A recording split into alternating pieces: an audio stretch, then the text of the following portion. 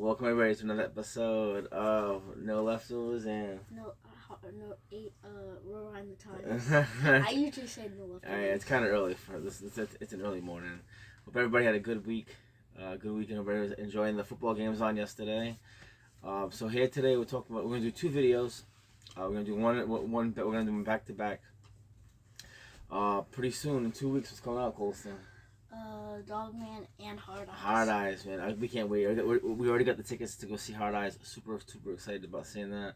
We're going on Sunday, February 8th to go see it. February 9th, the day of the Super Bowl, which is going to be so excited.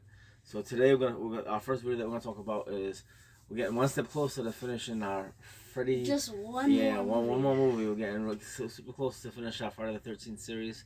So today we're going to talk about Freddy vs. Jason. And this movie's awesome, man. This is the movie that everyone was talking about. I remember growing up as a kid.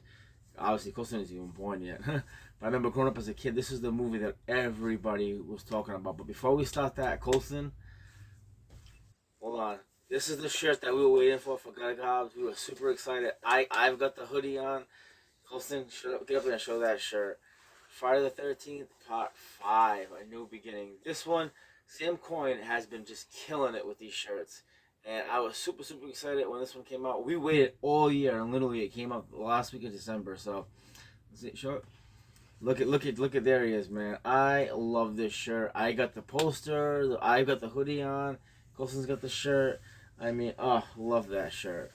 Alright, so here we go. So Freddy vs. Jason. So basically, how this movie? So we always figured, man, who would win in the matchup, Freddy vs. Jason?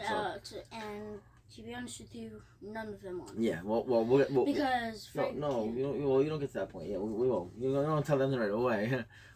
As a fan growing up, I was always a big Freddy fan. A lot of my friends are Jason fans. We always wanted to see who would win, and I think this movie justifies both because at the end, the winner is both, really. Yeah, to be honest with you, if both of them would die, I would say Jason would win because pretty much the girl that Freddy was going after, she is one that pretty much would help Jason kill Freddy Krueger because she literally cuts Freddy Krueger's head off with them. Because Freddy Krueger killed her mom, that's why.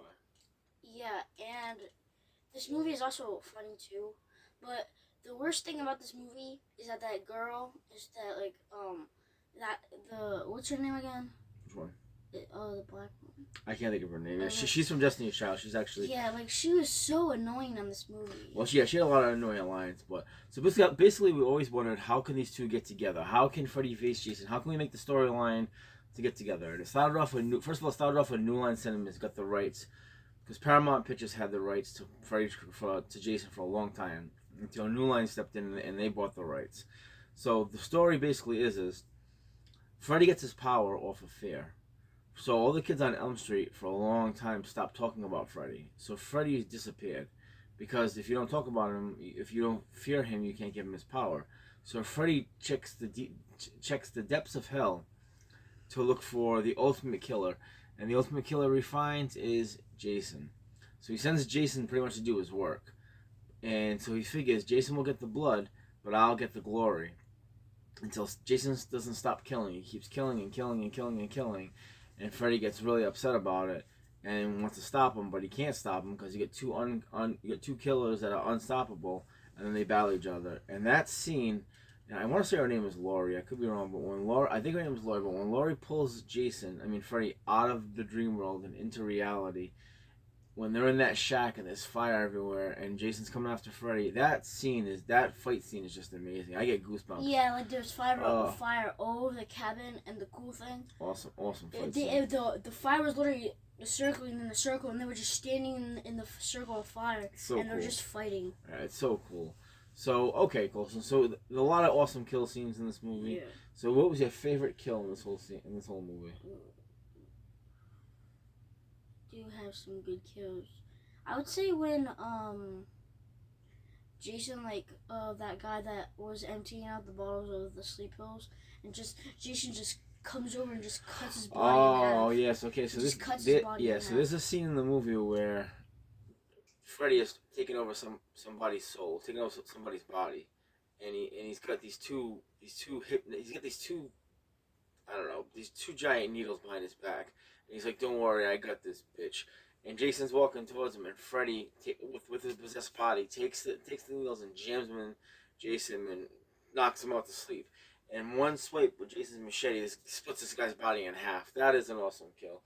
My favorite kill in this whole one is there's actually two, and they're both tied. I'd say like the 1A, 1B. The first one is when this guy and this girl, they just finished messing around. The girl went and she took a shower. And the other dude, he's drinking the beer, and Jason comes up behind him, just kept stabbing him in the back, and then takes the bed and kicks the Oh, that's the other kill that I was talking about. Yeah, that kill is nasty, man.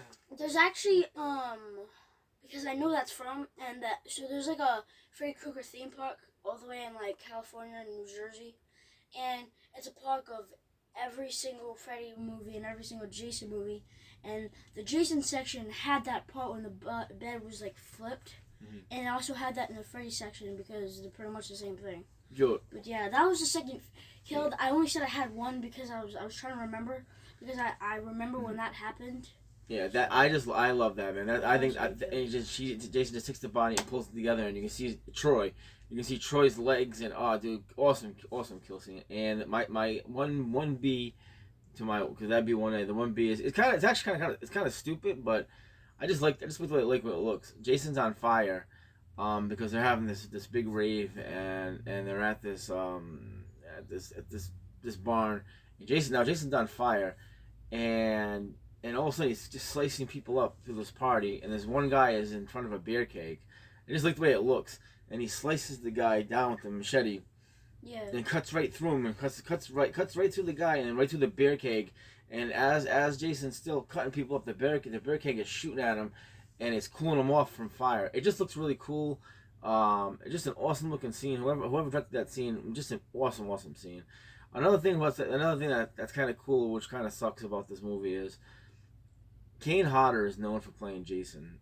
He's a big fan favorite. He's not my favorite Jason. My favorite Jason would be Steve Dash from Friday the 13th Part 2. But my favorite Jason's from Part 6. Yeah, that's C.J. Graham. So listen, there's been a lot of great Jasons. There's been Steve Dash, Ted White, Richard Brooker, Kane Hodder, C.J. Graham, Ken Kersinger, Derek Mears. Wasn't Derek the one that played Part 8? Yeah, no, Derek Mears was the remake.